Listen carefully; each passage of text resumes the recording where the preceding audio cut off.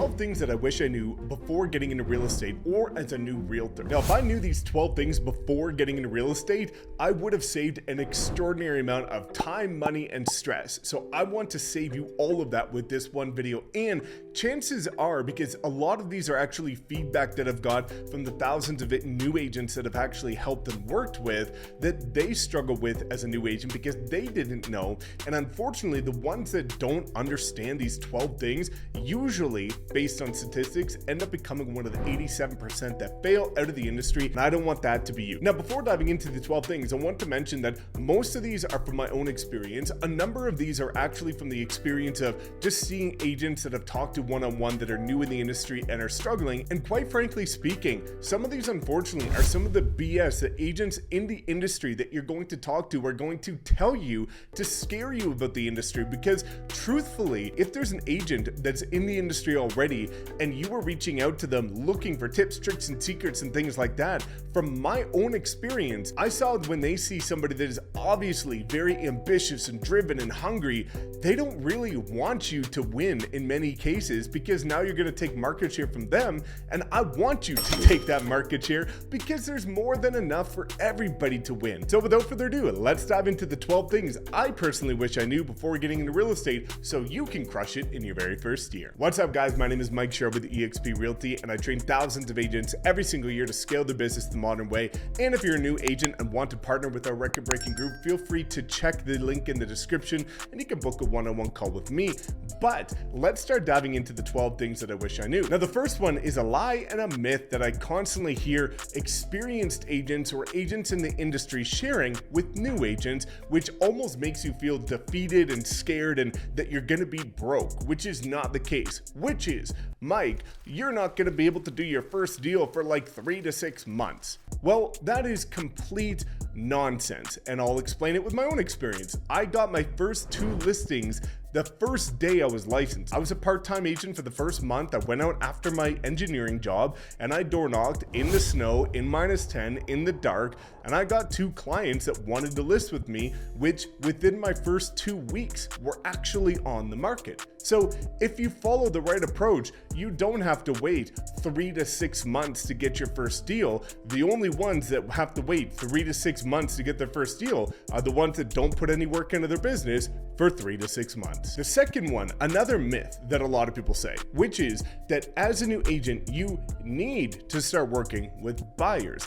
That also cannot be true, and you'll hear a lot of times people in the industry saying you need to list to last, which is very much true. There's a lot of weight behind that, because when you list properties, you create leverage of your time and your income because you don't have to spend so much time driving buyers around showing endless homes. So there is a lot of power in listing, but you don't need to start with buyers to then earn your stripes to get listings. My first handful of deals were all listings, and 80% of my business as a first-year agent were all listings. So it really depends on how you approach your business. If you're one of the agents that, yes, are complacent, or if you join a team and they're spoon feeding you leads, then yeah, of course, the majority of Zillow leads and the majority of, online leads are going to be buyers. And if you're just waiting for somebody in your network, then usually chances are they're going to be buyers. However, if you're putting the work into your real estate business, like I know you're going to if you're watching this video, if you go out and prospect, the majority of people, if you're picking up the phone or knocking on the door,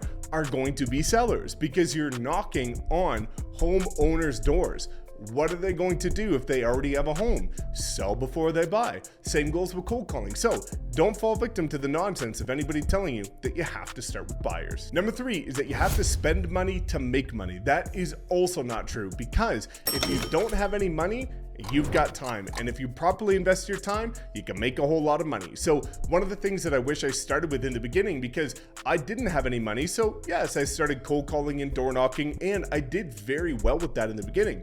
But what I wish I spent more time doing is actually investing into creating content, because if you properly invest your time into creating content, like for YouTube videos, and if you want to know the complete blueprint of how to do tens of millions in sales in your first year as a new agent in a new city that doesn't know anybody with free YouTube videos, drop a comment below and I'll send you the complete breakdown of how to do that, which many unfortunately charge like $5,000 to teach you. But either which way, I wish I spent more time doing that, because what I realized after after door knocking for about 6 months, 3 hours a day, every day for 6 months, is that it works. It's very effective if you properly approach it and know how to communicate, but there's no leverage because your business is only growing those 3 hours a day that you're putting into door knocking or prospecting.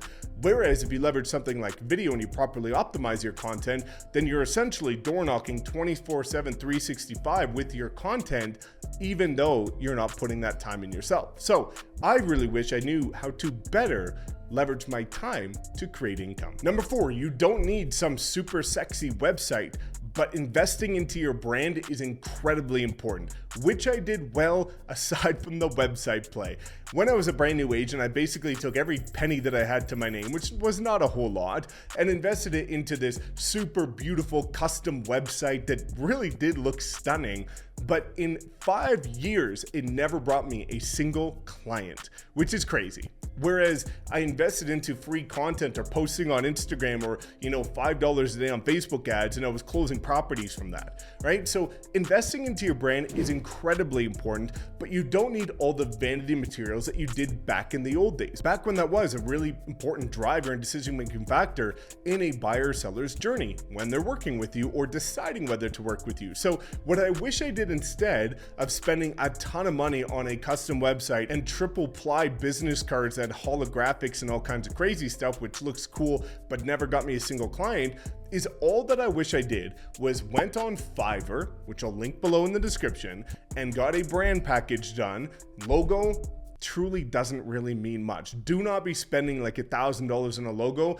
Nobody will ever decide to work with you or not because you have a logo or not. So as a new agent, why would you waste your money on a logo when nobody's going to decide whether or not to work with you because you have that logo or not? Spend your money as a new agent on the things that are actually going to influence or sway people's decision of whether or not to work with you. So that is going to be like doing a simple brand package on something like Fiverr. That's where you can go get things like banners designed for your Facebook page, your YouTube channel, your LinkedIn profile. You can go have really nice brochures and listing presentations designed. You can have flyers or door hangers designed. You can spend like $200 and get a gorgeous brand, which is an investment into your business, not an expense, which a lot of agents mess up, and making sure that you actually look the part and you look like an agent that's been in the industry for a while. That is a much better investment because it's going to actually impact the lead generation you're doing through paid ads or organic content,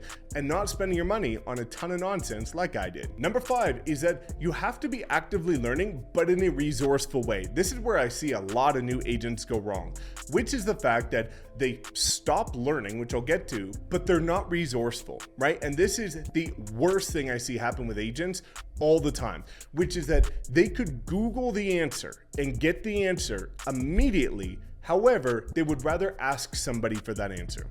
Or they want to wait for their broker or their sponsor or their friend or their contact to give them the answer, even though they could be resourceful and go get that answer themselves. And what you'll see, and I say this all the time, the difference between somebody that is broke and a self-made millionaire or billionaire is how resourceful they were. If they are self-made, they both started from nothing, ended up in 2 different places. The ones that got to the different place and the more desirable place are the ones that were more resourceful. If they both had nothing but one got further, the one that got further was better at finding out answers and solutions and learning at a quicker pace. So as a new agent, you want to be making sure that you at least give it a stab to get the answers that you're looking for, but also always be learning. One of the things that I see a lot of new agents do wrong is that they stop learning when the repercussions are immediate. They don't want to learn video because they feel like they don't have to. They don't want to learn how to run ads because they feel like they don't have to. Because the mindset is that with most agents, they stop learning after high school or college or university because the repercussions were immediate. If you didn't learn calculus, if you didn't write that paper, you get a big fat F and you fail and you have to go redo it. The repercussions are now. Whereas in real estate, if you don't learn new things that are going to keep you ahead of the curve, that are going to generate you business, that are uncomfortable in the beginning, but if you don't learn them, the repercussions aren't immediate. You say, oh, I don't want to learn short form video. I don't want to get on YouTube. I don't want to prospect. I don't want to door knock. I don't want to do this. I don't want to do that. And what happens is Nothing. Until 6-12 months from now, you're broke because you have no clients, but you've got expenses and no income, and now you fail out of the industry. So you have to always be learning, even though it's going to be uncomfortable. You want to make sure that you're developing the skills that are going to help you build a thriving, scalable business. Which leads to number 6, which is that you have to stay outside of your comfort zone as often as possible. You will be terrible at anything that you start for the first time. You were terrible at riding a bike. You were terrible at walking. You were terrible at shooting a basketball. You were terrible at recording videos. You were terrible at prospecting. Anything you do for the first time, you're going to be terrible at. So why not get the repetitions in? This is like going to the gym, right? If you go to the gym today, you're going to see no difference tomorrow. If you go to the gym every single day for the next month, you're going to see a massive difference. So you want to make sure that with the activities that you know you need to learn, which is prospecting skills, communication skills, negotiation skills, video content, all of those, you want to get as many repetitions in as possible, because that's going to allow you to develop that skill set and actually become good at it. But that is going to be uncomfortable, and that's where you want to live in your first year, is do the most uncomfortable things as often as possible so that they become second nature by your second year, and then you can scale. And that perfectly segues into point number 7, which is this is a volume game. I say this all the time, and I'll give multiple examples. The first one being is that people say things like, well, Mike, I put out 4 YouTube videos and I don't have a client yet, so I'm not going to do video anymore. I'm going to go to TikTok, or I'm going to go to this, or I'm going to do that. Well, of course you don't have a client. You've put out 4 freaking videos. You don't even deserve a client yet. If you look at the average person in a group, we use Subin, for example. We've used him for a multitude of different examples. He got almost no traction for his first 6 months. And then in the second 6 months, did 67 million in production, 87 deals from his free videos. If he gave up after the first 4, that 67 million would not exist. The 87 deals would not have come. So you need to do volume. Yes, after the 51 videos he put out in his first year, of course he's going to get a client because he was consistent. The same thing goes with open houses. If you only do 1 open house per weekend, you're probably not going to get very good results from open houses, because chances are that a good portion of the open houses are going to be dead or not that strong. Another portion is going to be good, and then a heavy density are going to be average. Well, you want to have as many good and above average ones as humanly possible. How do you get there if about 20% are actually going to be good? Do 5 times more than the average agent. We recently released a video with a top producing luxury agent breaking down his open house strategy. If you want that, just comment open house below. But he breaks down the way that he scaled his production was 4 open houses every Saturday and Sunday, 8 per weekend.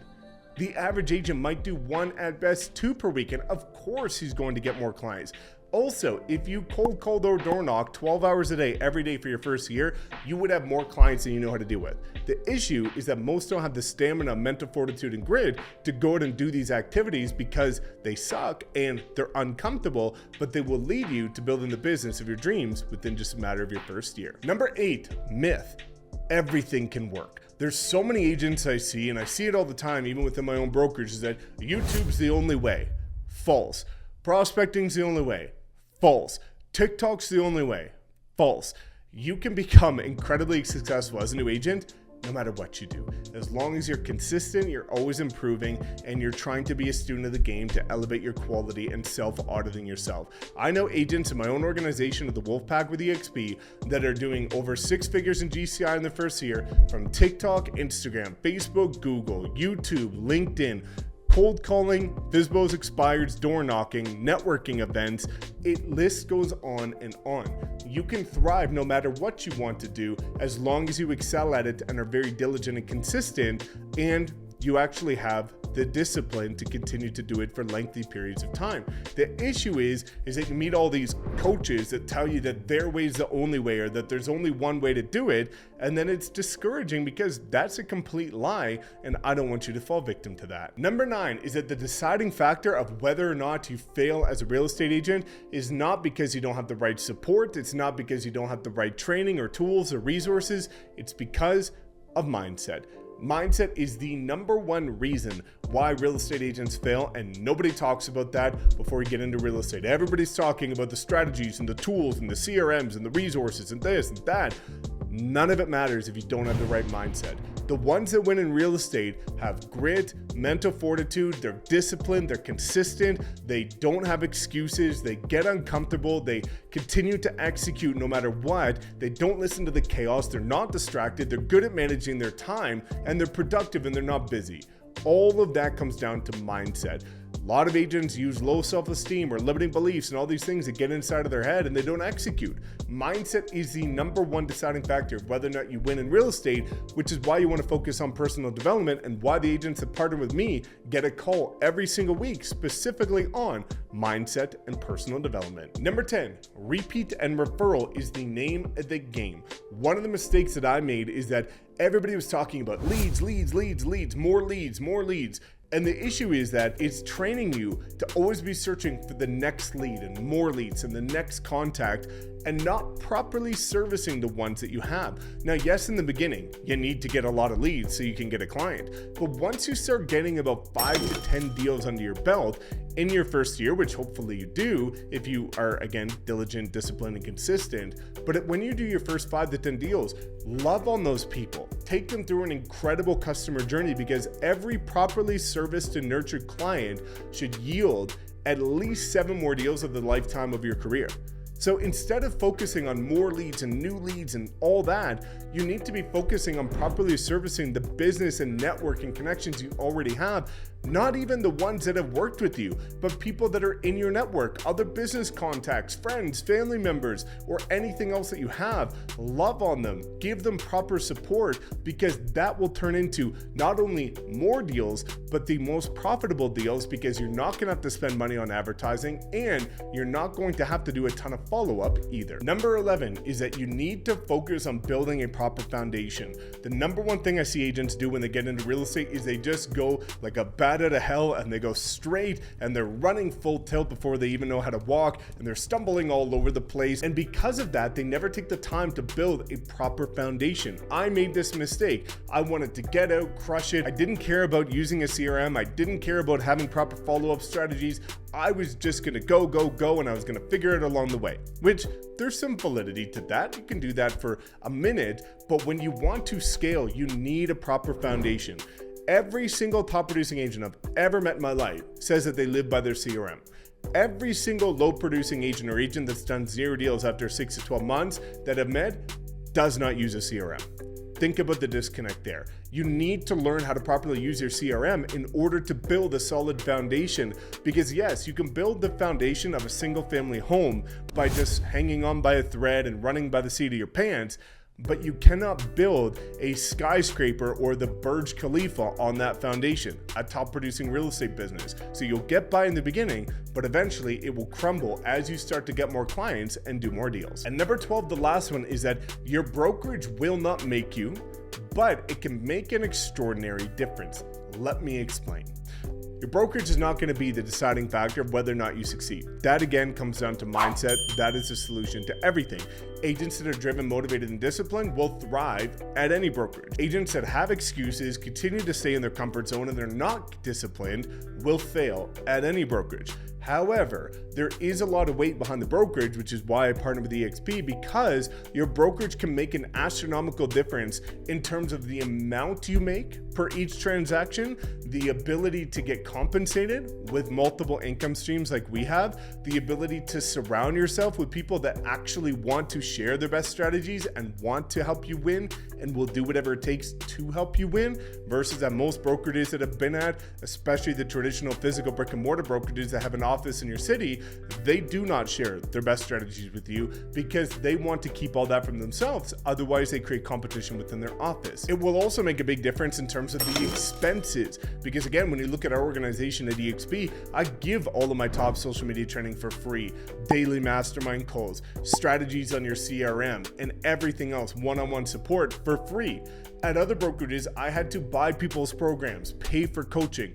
And at our group, you're not going to have to do that. So your brokerage is not going to be the deciding factor whether you win or lose. That is going to be a mindset game, but it can make a massive difference because we've even seen that within our group. We've had agents that did 0 deals at other brokerages do 75 deals in the next 12 months after partnering with us. Agents do very average to tripling or even 10xing their production after 12 months of joining us. So it can make a huge difference, and you want to make sure that you're set up for the best chance of success. And if you want to know more about what it's like to partner with us and get all of those resources for free as an agent, feel free to click that link in the description.